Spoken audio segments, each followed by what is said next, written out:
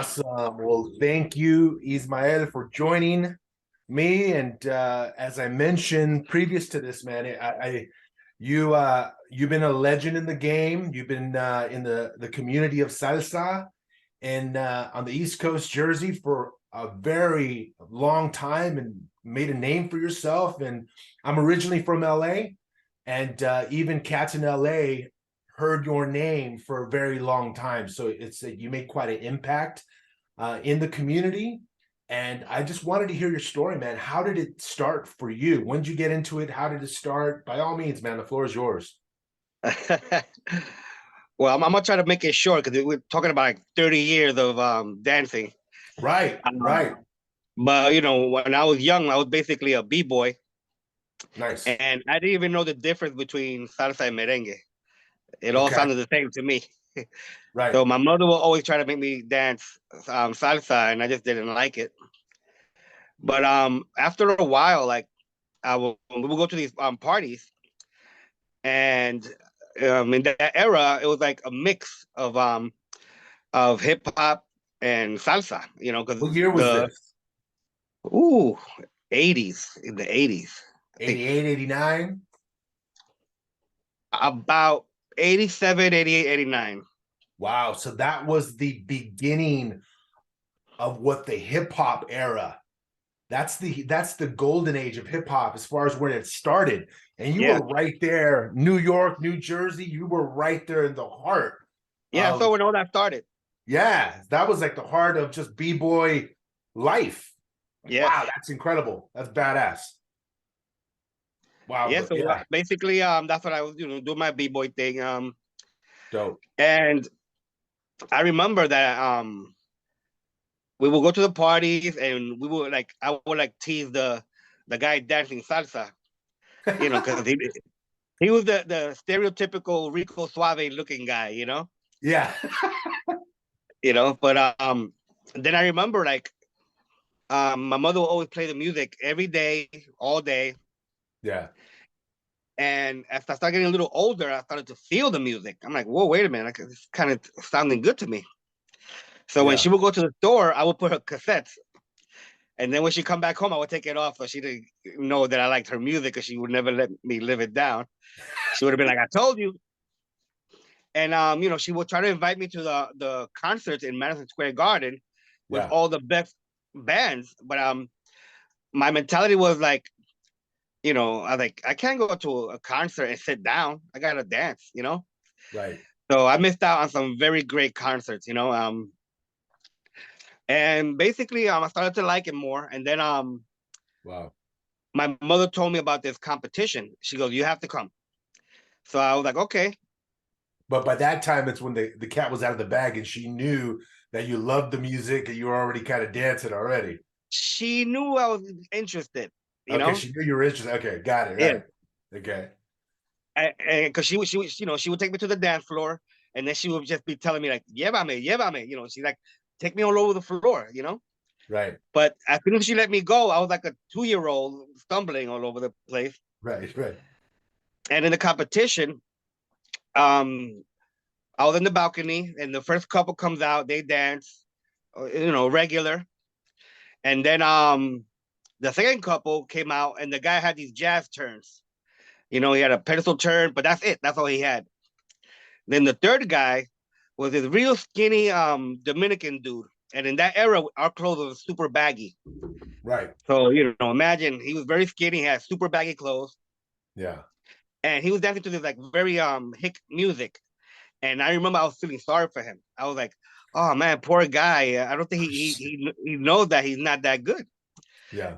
So all of a sudden, this other guy jumps on stage, mad, making a big scene, grabs the guy, punches him in the stomach. They both bend over. Then they dance this way, they dance that way. Then the music changes, this dramatic stuff, and he starts pulling a rope, an imaginary rope, and the Yeah. girl came out of the audience dancing like this. And I'm like, yo, what the hell is going on here? Oh shit. So his Oh name is wow. Julio La Salsa. And then he Wow. came out with these amazing moves. I was like, yo, I never seen salsa like that. So that's what made me want to get into it more when I saw it like that. All these crazy moves And and then who was the couple? Who was the group or the person again? it was Julio La Salsa and Amanda Estilo. Nice, nice. So They were that's like the first exposure. You're like, what the fuck? yeah. Wow, wow. So my mother, we had a family friend named Luis Segara. He would give classes in New York. Okay. And she would tell me, go take classes with Luis, he could teach you. And I'm like, I don't like that guy, because he would pick on me when I was a little boy. I don't like him. Right, right. And, one day I went to the Copacabana when it was on 59th Street. And he walks in with these two supermodels and I'm like, the hell's going on here? Now, mind you, in hip hop and b-boying, you don't take classes. Right, You right, got it or you don't. right. It's true. You practice behind, where nobody could see you. Behind closed doors. Yeah. People did practice, just never told anybody. And so I thought if I could just look at salsa, I could pick it up. I couldn't get it no matter Yeah. what I tried.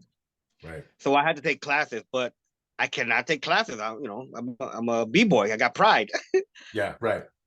Until, of course, the typical, there was a girl There's and she always a was like, girl. always a girl. There's She's always like, a girl. yeah, like I'm dying to learn how to dance salsa. And so to show off, I was like, my friend teaches.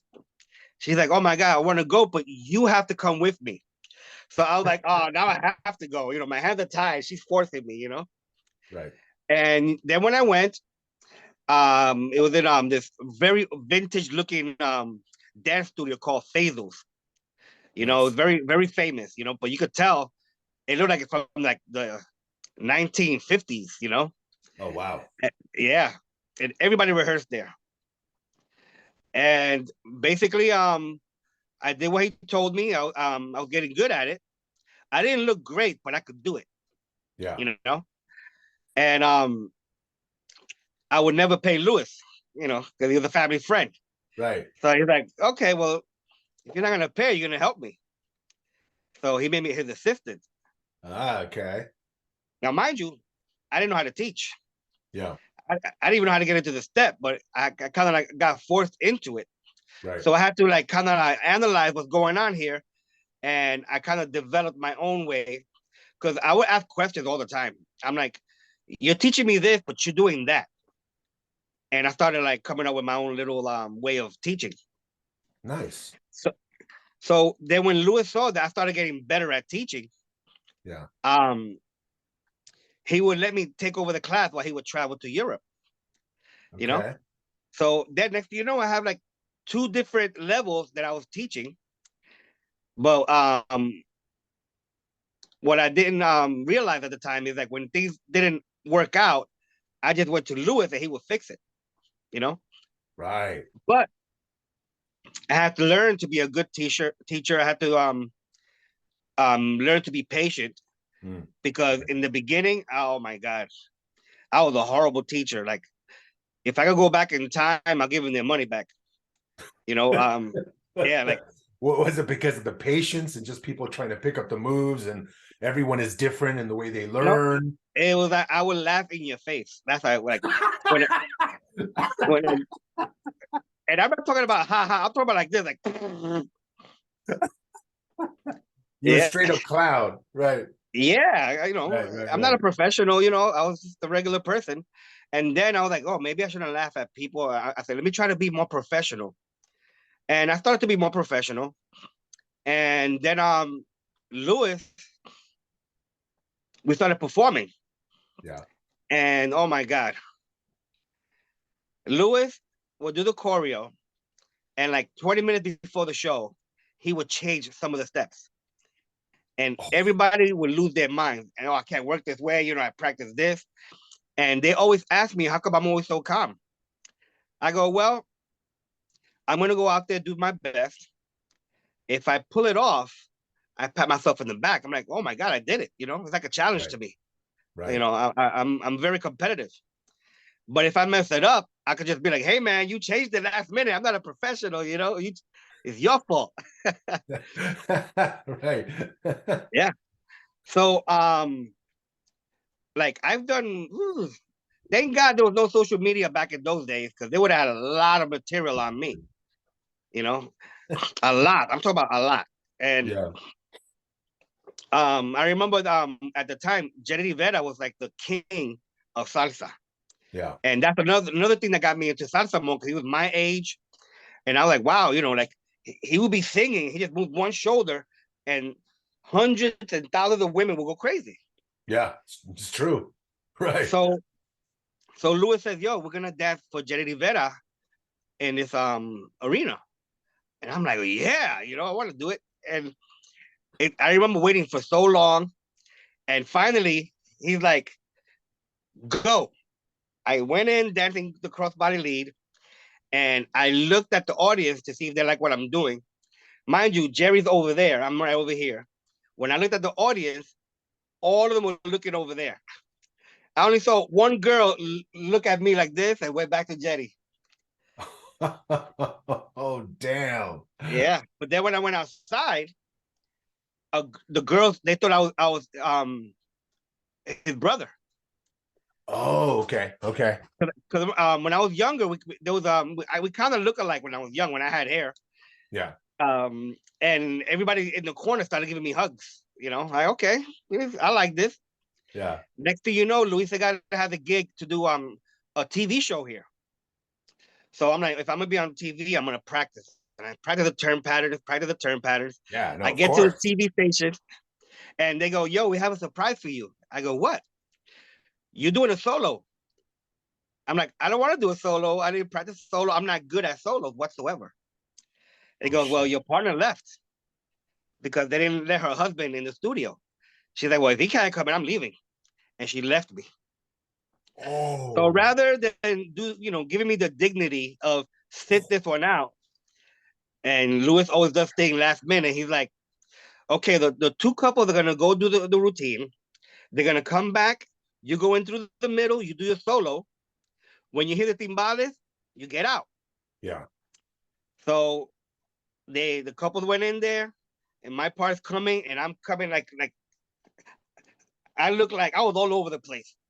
Oh, And while I'm trying to do these movements, I'm trying to hear the timbales. Okay, when the timbales come, get the hell out. When the timbales come, get the hell out. yeah. I heard the word timbales and I left.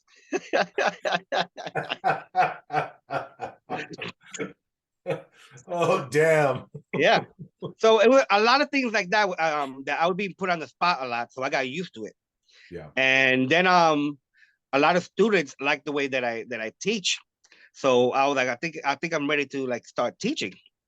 Nice. So I started a class in Hoboken, New Jersey. And I didn't know what I was doing. I just here in the class. Yeah. And it was a disaster. So, the students that wanted me to teach, I told them, I said, all right, guys, I'm not a professional. I'm Okay. going to teach you what I know because you asked me to. They, Right. yeah, yeah, yeah. And so I go, all right, there was different levels. I was like, you two practice this while I go take care of these guys. I take 2 steps. They're like, we got it. So I was like a big mess Okay. because I didn't have no format. Right. Lewis would fix everything if, he had the format. Right. So then, that was a disaster. Then the next week, nobody showed up. Oh, shit. So I started practicing my spins alone, Okay. and then this little girl, she's like 14, 15, with super long hair, walks in with her hair to the side, and she's like, "Excuse me, what are you doing?" And I was like, "I just started my classes." She goes, "I want to learn," so Yeah. I started showing her some moves, and I grabbed her by the hand. Me and her, we always talk about this. I grabbed her by the hands, Uh-huh. looked her in her eyes, and I said, I'm gonna turn you to a mambo queen. And that person is Grisel Ponce, the What? diva of salsa. What? Okay. Oh, damn. Yeah. And it turned out I made her the mambo queen. And Oh, ever since we was on the team. So now I'm getting the flow of things. okay. But in my classes, as it started to pick up, I never really dressed like the typical dance teacher. Right. I always had my Adidas tracksuit because that was the Right. style back in the days, in the 80s. Yeah, it's the little splash of Yeah, b-boyness. I was always a Yeah. B-boy. Yeah. But when people would walk into the class, they would look at me, and some of them would like, I think I should leave because I want salsa class, not B-boy class, Yeah. you Like know. a But you know, just walked into a hip that's how hop I, class. Right. yeah, you know. So I had a class full of thugs, breakers. So I had to be very aggressive because you know, if I wasn't aggressive, they would like walk all over me. Right. Right. After that, I'm starting to get normal people. Yeah. I'm like, whoa, I can't talk aggressive to these people. But I was still very aggressive with everybody. I was horrible. I was Right. very mean, you know. Yeah. And if people were trying to tell me, I'm like, look, I have to be this way, or else they're gonna walk all over me. But Right. again, I'm starting to get like older people. I'm like, okay. So some people didn't like me very much in those days, you know.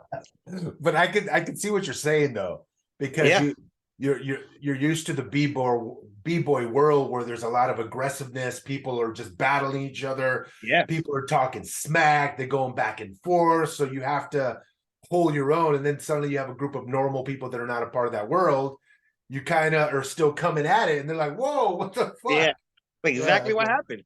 Right. But then after I adjusted, um, a, some like several mothers would ask me, "Can you come to my house and dance?" And I'm like, you know, why? He goes, "I want my son to see you. If he sees the way you're dressed, like from the street, a regular, you know, person, he'll think it's cool and he'll want to learn how to dance salsa." Oh, And nice. yeah, so that's exactly what happened. I started to get a lot of these young kids, you know. Now, as far as you know, the classes they started to do well,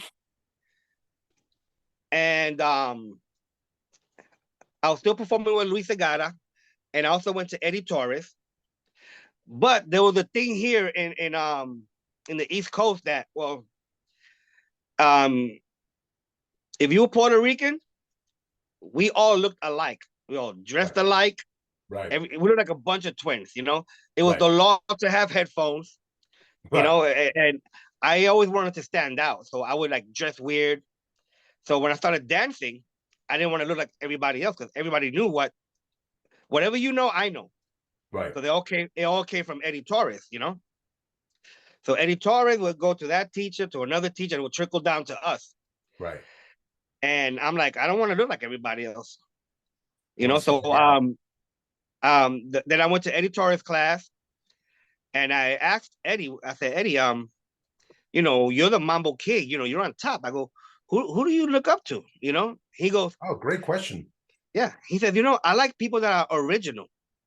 And I Mm, was like, oh, I'm original in b-boy. You know, when it comes to hip hop, I'm original. yeah.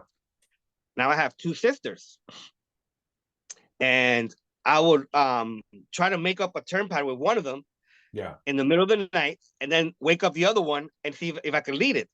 Yeah. So now I got my two sisters, and then I got Grisel, and Luis Segara was doing a Mambo Showdown, New York against New Jersey. Nice. So I did a choreo, and when we did the choreo, everybody lost their minds because they've never seen that type of dancing before. You know, Nice. um, I um, I would make up my own moves. You know, so next thing you know, um, when I created my first turn pattern, I went to Nelson Flores, and I was Okay. like, Nelson, look, and he's like, now go home and add more to it. After that, when I would do those turn patterns in that Latin quarters, people were like coming up to me like a drug dealer. Yo, show me that move. You know, show me that move. That's comedy because I could picture someone whispering to you, "Yo, Yeah, man, exactly like show me that. that move." Yeah. They would ask me, where'd you get that from? I said, I made it up. So Nice. now I'm starting to get a little bit known now and say, yo, this guy's making up his own stuff, you know? Yeah. I didn't look great doing it, but you know, nevertheless, I created it. And like I said, now I have my two sisters, Irene and Yesenia. Um, and then I have Grisel, and then I have Candy, I have Nice. Brenda Ramos. You know, I got these women that have such a strong personality Yeah. that in the most of the history of Caribbean soul, the women were dominant. They're the ones Right. that made the decisions, you know. Right. We Right. just did, yeah, we just didn't want to get our ass kicked, basically. You know, the guys we like because the girls in Caribbean soul fought guys. Yeah. We Right. were the first ghetto group, you know. Right. Right. So we were basically a bunch of people that if you start with us, we're gonna finish it, you know. Right. But Right. the girls were more aggressive, you know. Okay. Then after that came Jamie, Aurelis, Liz, and they're all aggressive, beautiful, but you don't want to mess with them, you know. Nice. Nice. You know, next thing you know, they started asking us to travel and went to the Congress in Puerto Rico. Nice. And Dope. my generation, if you get gassed up, somebody will pop that ego really quick, you know. Right. It's true. And I went to the Congress in Puerto Rico in 1998, Yeah. and I'm feeling myself. I'm like, man, I can't wait to get home and create choreographies better than everybody in the world. And then who do I see? Who? I see Salsa Brava and Los Rumberos. Okay. Right. What was that for? I've never seen that style ever. Right. So Salsa Brava did a choreo, and basically every move that I thought I created in my mind, they did in one show. Yeah. So my chest went from up here to down here. Oh shit. Now, mind you, um, there weren't like many Mexicans over here in the East Coast at the time, you know. Right. Right. So I will only see them on TV, Right. Right. and then I see Luis Vasquez, Johnny Vasquez, and Francisco Vasquez. Yeah. They do a show to there was a Broadway play called The Cape Man by Paul Yeah. Simon. Okay. Yeah, and it's called The Vampires. And when they came out, they had on these suits, Yeah. fedoras. You know, here in the East Coast, we had like glittery vests, puffy shirts. You know, very Yeah. mambo. You know, Right. Right. but they Right. came out looking like gangsters. And I was like, yo, they came out with a cigarette on stage. Right.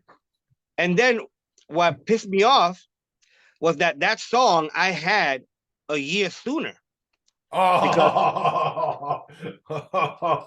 because Oh. a friend of mine, he's a singer named Frankie Negron, he was in the play.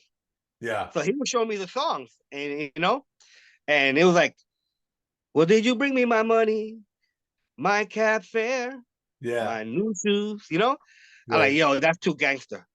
Yeah. And what happened? We started getting popular. Now we're going to the first LA Congress. Right. I think it was either 99 or 2000, one of Oh, those. that was back in the day. Right. Yeah. So we were there for the first one. Yeah. And when we went, it was like a lot of shows, but Yeah. you would do all your shows back to back. You would do two shows back to back. Right. And we're waiting to go on, waiting to go on. And one of the organizers said, oh, you're only doing one show. And I went to Albert Torres like a little bitch. I was like, yo, Albert, everybody did two routines. They said, I'm only going to do one. He goes, no, you're going to do two. This is my Congress, you know? Yeah. So when we did our choreos, they noticed that I match every note to the song, you Nice. know?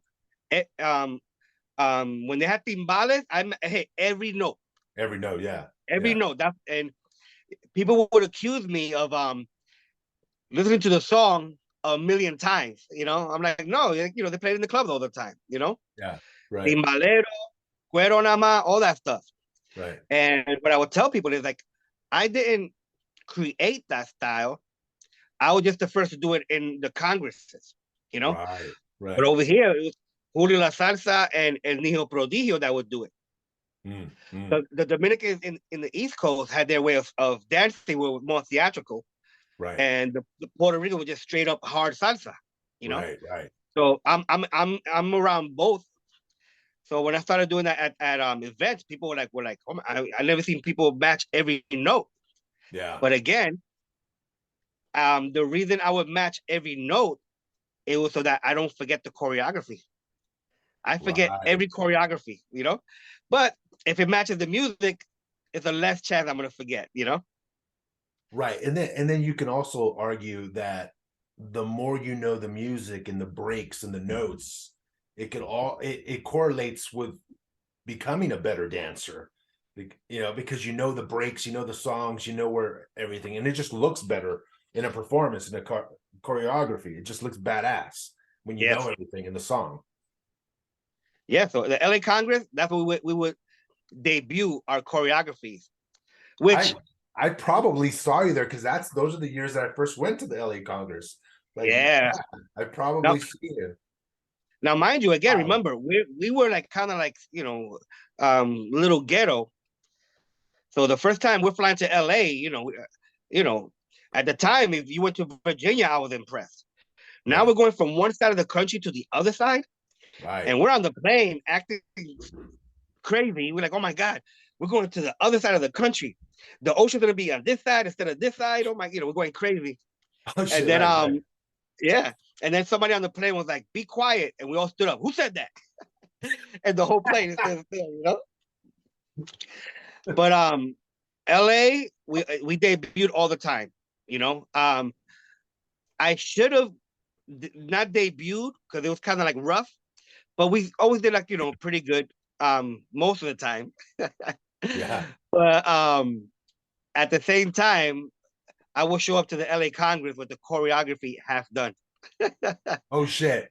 I mean, we finish it over there, and then Yeah. we will be by the pool, trying to finish it. Oh shit. You Okay. know, yeah. Okay. But then after again, once we understood how to be professional, because we learned a lot from all the dancers that we met in LA from all over the world, Yeah. and a lot of people will give me advice. They would criticize me, but not in a bad way. Right. They're like, yo, you got to practice. You got to do this, you got to do that. So I said, you know what? I think we're on that professional level now. We got to now put in the work. And I remember we did Oye lo que te conviene, and Right. that choreo, Yeah. it changed everything Yeah. because we were more known for our social dance. They liked our shows, but they loved our social dancing. Okay. So when I heard that song, at the end, it's just a straight up descarga. Yeah. This guy that just Yeah. breaks. It's a shit. So That last piece most of the yeah, song. most people would do Woo! footwork there. Everybody would just Yeah. do footwork there. Right.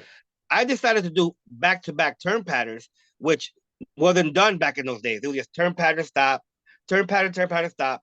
I just kept on and on with it. We didn't stop. We didn't stop, and everybody was like amazed. We changed the game at that time. Yeah. And I remember in the LA Congress when we finished, seeing this old lady just jump in the air, that was like the best feeling for me. Dope. And everybody was like, my God, that turn pattern sequence was crazy. Yeah. So some groups in Europe would even call the turn pattern section, they would call it the Caribbean soul part. Now, Okay. now it's regular, everybody's used to it, but like Right. um what I always tell my students and people that ask me is like, if you see me do it, I'm either the first or one of the first to do it. Right. Right. Because I always want to innovate all the Yeah. time. Right. And I had a philosophy with that if the choreography wasn't better than the last, it had to be totally different. So Mm. over here in the East Coast, all the groups really supported me.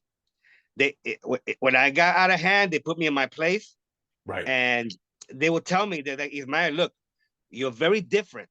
You're very Yeah. different. We like that. Keep it, keep being different. He goes, but you gotta practice, because I just wanted to throw choreography. I would do one choreography, I wouldn't perfect it and do another one. I wouldn't perfect it and do another one. Because I Okay. had too many ideas. So they say, yo, you gotta perfect it. Yeah. And next thing you know, they're asking me, you want to go to Europe? You want to go here? I was like, yeah, yeah, yeah. And now I'm traveling everywhere. Right. And making up moves is choreography, it's easy for me. I don't go to the class knowing what I'm going to teach. I just show up and I make it up on the spot. Yeah, it's just fresh. It just comes to you.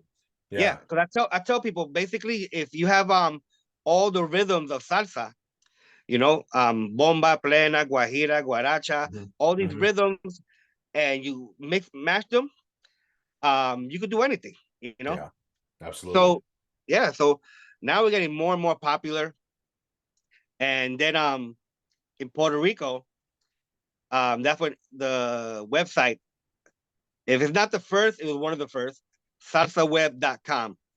Right. Right. Yeah, I And remember. and I I remember know that was like my salsaweb.com. intro to like how they dance in the West Coast and in Yeah. Miami. Yeah. And I'm trying to log on, it was like the phone line, Yeah. eh, eh, AOL. eh, AOL. AOL. And then I see Yeah. this thing on Salsa Web and it said message board. And I'm seeing people from LA and Yeah. Miami. I'm like, whoa, they dance salsa over there? Right. And I don't know who started it, but somebody posted something like, New York got best salseros in the world. And LA was like, no, you got to come to LA if you want to see some real salseros. Right. Miami was like, you want to see some real salsa, you come to Miami. That's where the real. And I'm like, what the hell's going on here? Like it's crazy. I didn't know like salsa was all over. Yeah. So then, like I said, That's dope. yeah. Then when we started like going to the Congress in Puerto Rico, we're like kind of like meeting each other. Yeah. And I'm like, wow, like they were so flashy. They're so Right. Hollywood. And Yeah. then New York was so with finesse and style. Yeah. And then we started dancing with each other. And then we're trying to dance on one and they trying to dance on two because you want to show people that I could do everything. Right. But Right. here in New Jersey, we dance on one and on two. Right. You know, Okay. Yeah. there are some countries in Europe that they think I'm a one dancer, Yeah. and I say no. I'm just, my mother told me a real dancer dances everything. True. And what am I gonna do? Stand there Yeah. That's a because of good a point. timing Yeah. issue? Right. I told you, look, I'll dance on one, on two, on three, on A, B, C, whatever. Right. And again, that's what people liked. So when LA people came to New York and they saw me, they would rush me. Oh my God, please, that's how I would be. And then Super Mario, Yeah. because in Puerto Rico, in Salsa Web, Edie the Salsa Freak and Manny Severio, Hmm. they would do articles on dancers. Yeah. And at that time, that was like the biggest honor you could have. Like, oh, I'm gonna be on It the was World Wide huge. Web. Yeah, it Yeah. was It's a big thing. huge. Yeah. So everybody was always kissing their asses. And I'm like, True. I'm not gonna do that. I don't kiss nobody True. that. Yeah. It was like one of the biggest honors to be mentioned on Salsa Web, and if you seen that Edie was writing about you, it was like, whoa, I remember that. Damn, Yeah. it's so true. I forgot about that. So I wouldn't even like approach them because I'm like everybody's kissing their ass. And one of Yeah. my dancers danced with Edie, and she was like, you're such a great dancer. Mhm. And he was like, oh, you have to dance with my teacher. Yeah. So he said, yo, dance with this lady. She's really good. Mhm. And when the crowd like opened up, it was Edie. So I asked her to dance. Yeah. And she made me dance like 4 songs in a row. Yeah. And while I'm dancing with her, she kept doing stuff like, oh, hmm. And I'm like, oh, why is she doing that? Yeah. 3 weeks later, I'm in the article and it said MMM space MMM. And I'm like, mm-mm. And then the article said, Ismael Otero, the million moves man. Yeah. And she said that, Nice. she said I did 4 songs in a row and he didn't repeat not one turn pattern, you know? So now I'm like, whoa, now I'm getting all this attention. Yeah. All of a sudden I'm like, I'm getting more and more popular. But then what I didn't know that this promoter went to Europe Mhm. and he gave Super Mario the title of the Million Moves Man. Right. So when I Right. went over there to Amsterdam, the promoter came up to me and he was apologizing. And I didn't get it. I'm like, what are you talking about? I'm sorry Yeah. about the Million Moves Man thing. I'm like, oh, it's just a title. So then Super Mario comes up to me and he apologizes. And Yeah. I'm like, what's the big deal? Right. So in Amsterdam, I told the promoter to bring Grisel so that the girls know how to do the girls part. Okay. So me and Super Mario and Grisel were in the lobby for hours showing each other these moves. Oh So shit. I was like, yo, you are a Million Moves man. So I said, you be the Million Moves man of Europe, and I'll be the Million Moves man of the USA. Yeah. And we became, really close friends. So when Oh, we see each other, nice. we call each other the Billion Moves men. Nice. I Yeah. like that. Yeah. And he always loved doing workshop with the girl from Caribbean Soul, you know, especially Jamie, Yeah. because they could follow anybody. If you're on rhythm, she's gonna follow you. So in Europe, Jamie would assist like 4 or 5 teachers. Because Right. remember at that time, people would think about, oh, I'm gonna teach this turn pattern. Then you have to do it with the girl so to make sure she does it right. Right. With some girls, you don't have to do that. Some girls you just come here and just do it. You know, Right. you know. And again, like I thought it was gonna be like that forever. You know, party every weekend, and I would not Right. stop dancing. You know, Right. I would not stop dancing, but things change. And that's when I realized that everything really depends on how popular you are, not how good you are. Yeah. So I went from up here, I went down here, then I went back up, and now I'm here. Now I'm in the middle. Yeah. Slowly, now I'm going back up a little bit, Yeah. because now the new crowd is starting to know who I am. You know, Yeah. Right. but the problem is the new crowd. they they don't know that I create all my own moves. Yeah. They don't know that their teachers are teaching stuff that the creators created. Right. Because I'm not. I'm 51 years old. My body's all broken. Yeah. You know, but I can still create. Right. Yeah. Exactly. So what I do now is these days, I don't know if you heard of MG Dance from LA. Yes. They bring all my choreographies to life. You Nice. know, I Nice. go I go over there, and the last choreo I did was a bachata with Liliana, and we did Hmm. it in 1 hour, and they killed it. Like Nice. I go there, and I go there scared. You know, Yeah. I'm like, oh, I better bring my A game. I gotta step Right. it up. Right. You know, Right. yeah. But like, I love LA. A lot of my friends over there are amazing dancers. But what I told my friends lately, I said, you guys don't understand. When we was here, we danced, we did our little things here. You did your little things over there. Miami did the little things over there. Chicago Right. did the little things. Right. But once we started going to like these congresses, that rivalry made us practice more and become more and more creative. Right. So everything started blowing up. We started getting better and better and better. It's Then true. Europe came in the picture. Japan came in the picture. Yep. Now, if it wasn't for that rivalry, we still would have been at that same level. You know. It's true. So Yeah. I told my friends there, I said, yo, you guys are still amazing dancers, but I don't feel no more rivalry with anybody. You know. That's so I, true I because said, it's Europe would not be as big as it is today if that rivalry didn't exist in mhm. New York, New Jersey, LA, Miami, Chicago. It wouldn't have gotten as big as as it is today. Yeah, last year there was even a post that Europe got better dancers than the US. Right. And I was like, hell no. But what they do got is they have a stronger work ethic. They work. And some of them, like, I remember it was Juan Matos, Johnny Vasquez, and Michael Fons. Yeah. They will help each other, right? If they're doing a choreo, you want some footwork, they go to Juan. Everybody, they will help each other. You know, Right. but in Europe, you can make a living from doing shows. So It's you will have true. these, we're best friends outside, but once we hit that stage, I'm there to destroy everybody. That was the mentality over there. Yeah. Right. So they ain't no joke in Europe either. It just um over here, like I said, people go for the popular ones, not really like who's the real deal. Right. Because I seen amazing dancers over here.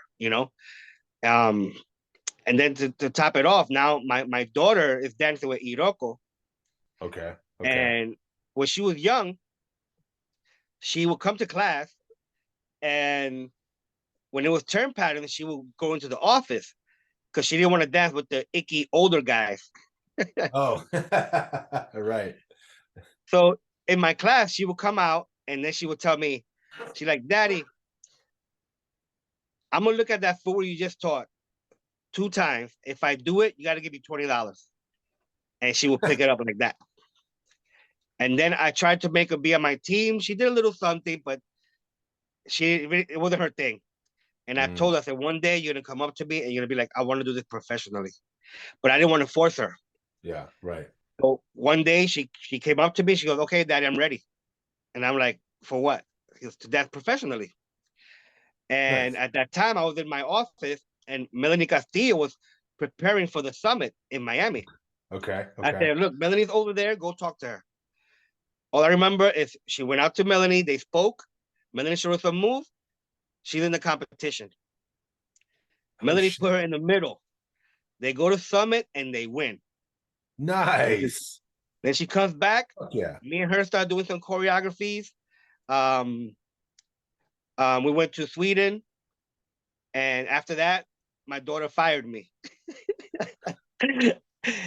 she's like, she's like, Daddy, it's not you're dancing. It's just I like not dancing with you. You know. So at that time, Alex and Desiree left my team. Mhm. Jose Luis and Melanie Castillo left my team. So Yeah. now I don't have nobody to bring her up, and she Right. plateaued. And now I'm worried. I'm like, oh my God, I don't want her to stay stuck because she's very naturally gifted. Yeah. But I would tell her, I said, it's not enough. You still got to train.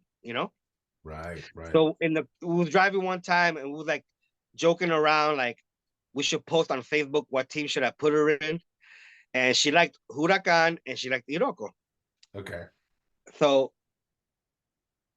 I was like, you know what? I hit up Ernesto, and I was like, yo, I'm gonna put my daughter on your team. And now mind you, it's unheard of for one director to put his daughter in another team. Right. Right. But my mentality is you gotta do what's best for the person, you Right. know? So I And told my it's daughter, also good for her to learn the styles of other teachers as well. It helps the yeah, person grow. It's kind of like exactly. what you said. It's kind of like what you said about the other dance groups that you see, and it's you see different styles, different routines. Ooh, I like what they did, and you kind of improve and get better yourself over time. Exactly. Yeah. So she was a big fan of Denise. She was always like, oh my God, look at her. I love the way she dances. Yeah. And my daughter was naturally talented because she danced with my sister Yesenia Peralta. She's known for that choreography she did with Franklin Diaz in LA. Hmm. Irene Otero, Eddie Torres called her La Diabla, Yeah. Nice. which Ricardo and Alba from DC gave her that name, La Diabla. And she danced with Candy. Candy, she's the one that started the Yamule style. So all my girls are top notch.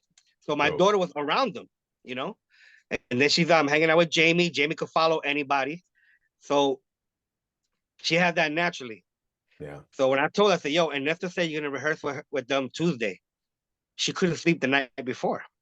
That's So dope. so I go, she goes there, she's training with them, and there's like 50 people in there, and people from my generation auditioning. I'm like, wow. But they kept giving my daughter attention, you know? Yeah. They're like, yo, she needs to work on her core and this and that. So pandemic hits. Oh shit. Yep. Which was actually 2020. actually was good for her actually. Because they moved to Tampa and they told their dancers, if you guys want to live with us and train here, come down. So 3 couples went down there. And my daughter was putting in the work. Working hard. I even bought these ballet things to help her with a point. And next thing you know, she's on the team, Nice. and when pandemic was over, we go to Summit. She competed with Iroko, and everybody saw my daughter go from here to here in less Right. than 2 years. Two Right. years from here to superhuman. Right. And I'm telling Ernesto and Denise, I said, yo, what did you feed my daughter? It's Like that pandemic practice time. That's what it was. exactly. So my daughter right now, she moved to Tampa. She still dances with them.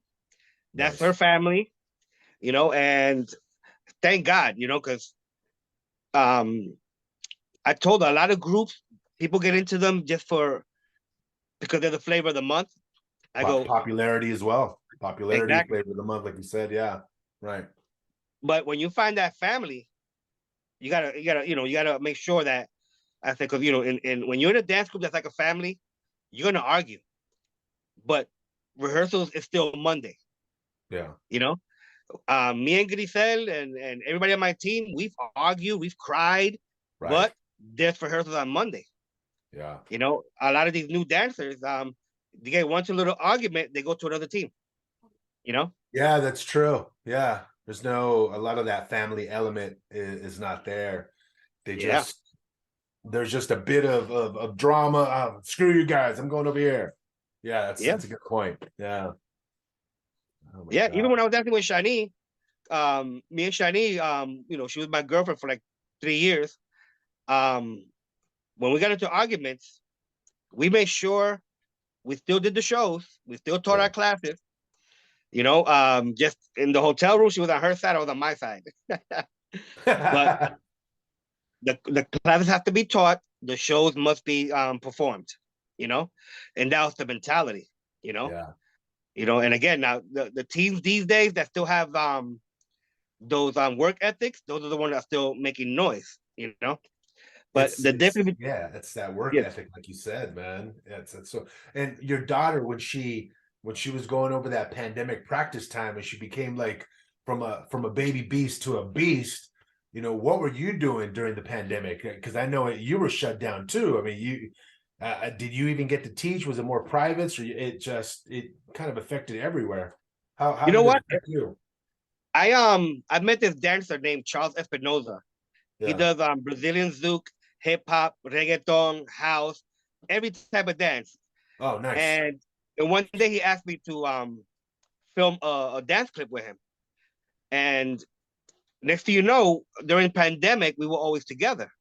It was always me, Charles, and Kizzy. Yeah. And then again, the streets were empty. And so we were like, okay, you know what? Um, let's not go to where there's anybody, gathering to make sure, we don't get it. Or, Right. because I told her, I said, look, I don't know what's going on. I'm not a doctor, but they're saying stay home. Yeah. Yeah. So we started doing all these videos, and we got so good at it. We were coming out with all these videos all the time. Now you see everybody doing all these dance clips. Right. We've been Right. doing that, and we Right. got really good at it. And so he asked me one time to do a fusion with um, Afro-Cuban dances with mambo and R&B dances. And I would do these choreos, and he would do it with Kizzy, who's another amazing dancer, and they would make it look so nice. I'm like, my God, like when people would try to do a fusion, a Mhm. lot of them you could tell it's too much of a fusion. It doesn't really quite work. Right. But some dancers they really make it work, very very well. So that's what I was doing. So Nice. I was Okay. still I was still active, with video and choreographies. Okay. So you went online right away. Yes. Smart. Okay. Because I remember there was a lot of dancers that were kind of slow to the jump to go online. They didn't quite adjust. Where I know there's a few dancers in LA and also New York where they made the adjustment pretty quickly. Others kind of struggled to the adjustment of going online.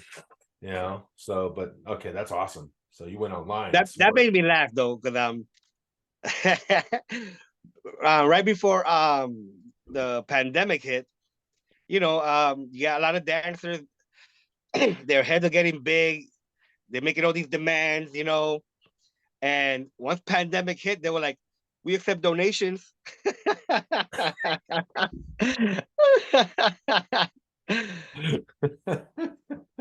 That was a big wake up call for a lot of people, you know. Oh yeah. But for Dude. me, I just threw my hands in the air. I'm like, if I lose my studio, I lose my studio. You know, when things get better, I'll get another one. I'll just go with the flow. You know, it's been hard even now keeping my studio up because again, it's about popularity. You know, but again, what happened is my generation, we were more creative. We Right. created our own moves. We created our own styles, or we took a style and enhanced it. You know, and now these days we have people that took what we created and now they're teaching our stuff, so they're getting hired more. Um, so a lot And of the old then school people are a little bit bitter, but I'm right, like, in addition to what you said, they're getting hired more. But the interesting thing about that is that your generation were 20, 30 years ago, were one of the first generation that created a lot of the moves and so forth, and were the pioneers in the industry. And then today you have more of a generation that gets paid more to do the shows, right? Gets more opportunity. And it's interesting to see that because for some of the dancers that have been there for such a long time, uh it must be a big challenge. And I want to get your take on this. Is it must be a big challenge to continue to be relevant, because what you said is the popularity. Suddenly you have this person or this group, and how do you maintain that, to be on top? It's like, I admire every single dancer that's out there that's in the game, because to stay relevant, continue, and then suddenly there's another group or another team. Oh shit, that's a badass routine.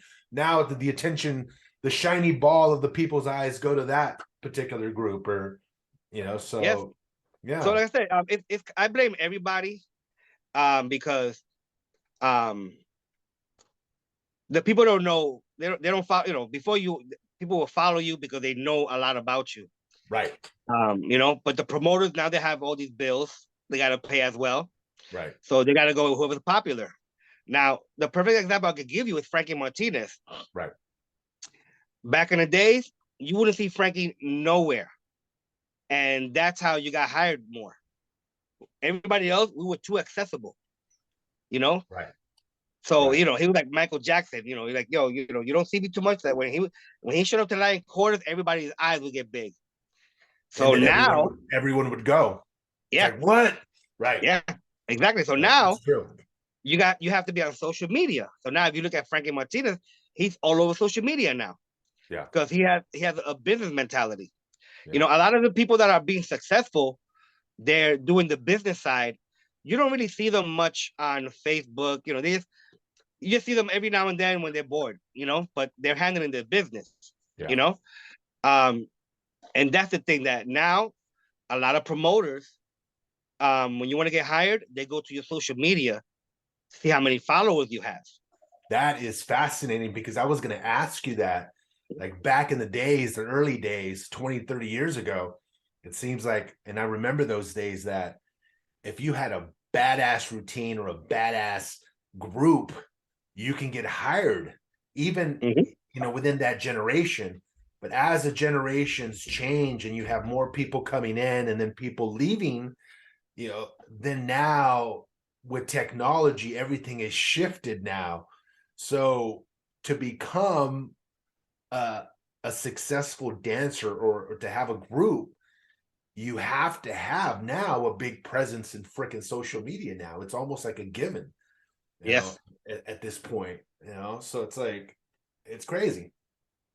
Yeah, and like I said, it's a double-edged sword. Like for Right. me, I'm like, I've been doing this 30 years, so that a newbie that took my workshops gets hired more than me. You know, I got all this knowledge, you know, like all this experience.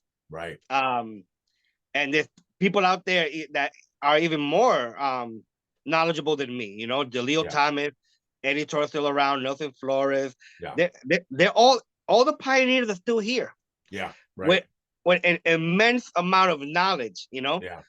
but there are a few though that I'm they put in the work. You know, like there's some people that they took a lot of workshops, that took privates. So you know, some people are doing it the right way.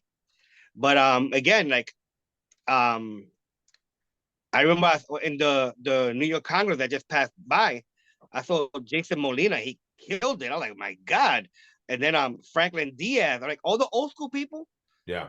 came with a vengeance, and I was like, yo, what happened with you guys? You know, Right. they came with a vengeance. You know, they're like, yo, we gotta show these people that we still got it. You know, Yeah. Right. but you know, like I said, I still post some of my old videos, Hmm. and Hmm. because a lot of people haven't seen it, they think it's new. And I'm like, you don't see I'm like 20 pounds there. I'm like this Right. skinny, you know. But because again, I'm not like in everybody's face because I'm trying to do other things, you know. I'm trying to level up, Yeah. you know. But it's hard these days, you know. What I wanted to do, I was gonna give up my studio and I was gonna go to one country or city for like a month or two and just train them. Yeah. Because the main thing when I travel, I do a lot of choreography for people, but because I don't have a distinct style, nobody knows it's my choreo. You know, Mm. yo, Mm. there's congresses that will never hire me, but they don't know that half the people that are performing there, they're my choreos. Yeah. Okay. Okay. You know, because what I do is if somebody hires me to do a choreo, I look at what you can do and I'll show you how to bring that out. Which is that's my secret, you know. My secret Nice. is to bring out the best out of people. Yeah. Because who could be you better than you, you know? Right. Right. That's a good method, actually. Yeah. Mm-hmm. Dude, that's dope, man. That's dope. And what are you doing today? Are you focused on the studio? I seen that on your Facebook that you're really pumping up the studio and the classes and the privates and all that. Is Yeah, are you trying to reinvent yourself to kind of, it seems like more people are shifting to a popular, like you said, a lot of people like, wait a minute, is that a new video or an older video, or is it with this new generation? yeah. I'm just trying to maintain because again, um, there are dance schools that they have money for promotion. They Right. they're very good with business, you know. Yeah. Um, and again, the way I teach is not for everybody. You know, Yeah. if you come to me, it's because you want to be a good dancer. Yeah. Right. And I don't like just teach moves. I teach a lot of different things. Yeah. I teach the different rhythms. I teach Colombian style, Cuban style, Puerto Rican style, New York style, every style Nice. somehow to make people understand that if they play a mambo like mambo gozon, you try to dance a traditional mambo. They play timba, don't dance, play the mambo to timba. You know, it's possible, Right. Okay. but Right. I see what you're saying. but Right. I'm like it's different styles, and nobody's teaching these things. Only a few people, you Yeah. know. And I also teach people about. I said to me, rhythm is on top. So I my fundamentals are universal. So in my class, I have people dancing on one and on two, Yeah. and they don't even know it. But if I tell them, they all crumble. You know, Right. But if I just have them doing it without them knowing, and I make them understand, they become amazing. You know, like my dancers it gets to a point where I'll teach them up to here, Yeah. and then they decide if they want to go this way or that way, and then they teach me stuff.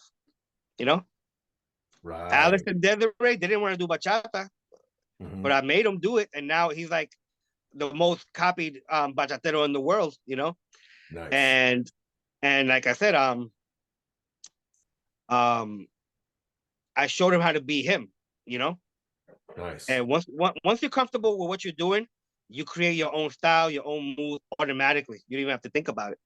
You know, but again, people don't want that anymore. People they want to be other people. You know, Right. Right.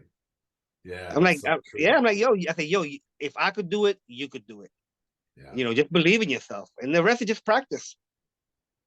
Do you think that one of the biggest changes that happened is that you have too many dancers that are just trying to be that one big dancer now, trying to be that Oh, style. definitely, Uh, definitely. Because think about it. that's If you that's have what that I've one been. style, Yeah, that's what I've been seeing you have that one lately. style, and then you have another person that they'll charge you half the price. You're gonna go to that the copy. Right. You know. And it just seems like everyone is trying to copy that particular style or that individual or that group, and you see carbon copies of that particular style, and you no longer see a lot of that originality that once was back in the day. But remember, at the same time, we do want originality, but also there are some styles that you have to keep that tradition going. You know. Well said, well said. Yeah, that's a good So if you're point. gonna keep that tradition going, you got to give it justice. Yeah, You know, right.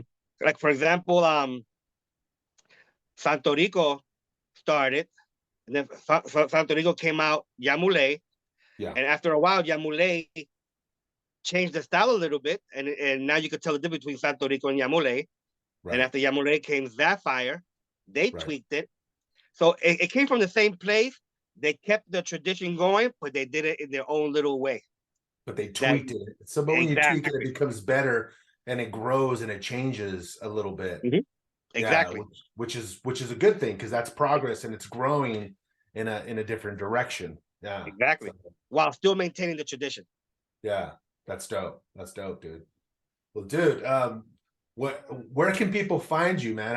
It's been a little bit over an hour. I want to thank you for being a part of the show. It's great to hear your story, dude. I just want to, for all the people that have not uh heard about you. I mean, you're a legend in your own right. You've been in the game for over 20 years, and you're one of the OGs in the game in my book. And for anyone that's in the East Coast, where can they find you? Take your class. Throw it out there, man. Well, I'm all over social media. They just got to Google Ismael Otero or Caribbean Soul, or just go to my website, CaribbeanSoulDancers.net. And like I said, I'm not hard to find. Just type in Ismael Otero or Caribbean Soul, and all that'll come up. My Instagram is Ismael CSD for Caribbean Soul Dancers. And aside from doing dance clips, I also do funny clips. I'm always doing some kind of nonsense. Nice. Sometimes I'll do a corny video knowing that it's gonna be corny. Nice. I even did a video in my car with a rap battle with my daughter. She beat me twice. Nice. Yeah. But yeah, just YouTube is Marotero, and I'm all over. I'm all over social media. Just the people are not really looking for it because they don't know that I'm here. Yeah, yeah. Well, look for him, everybody. And is there any cool b-boy videos from back in the day as well? Yeah, actually, there's a What? few on Okay. YouTube. Okay. Okay. Um, Okay. I just posted on Instagram me doing a new edition song. Oh, nice. Yeah. Okay. I gotta check that out, dude. Okay. Shit. All right. Well, brother, it was great talking to you, man. It's an honor. Continue doing what you're doing, and you've been an inspiration to so many people and so many students out there that have learned so much from you. And keep it going, dude. Mad love, much respect to you, brother. My pleasure. Thank you very much for having me. All right, brother. Peace, man. Peace. Peace.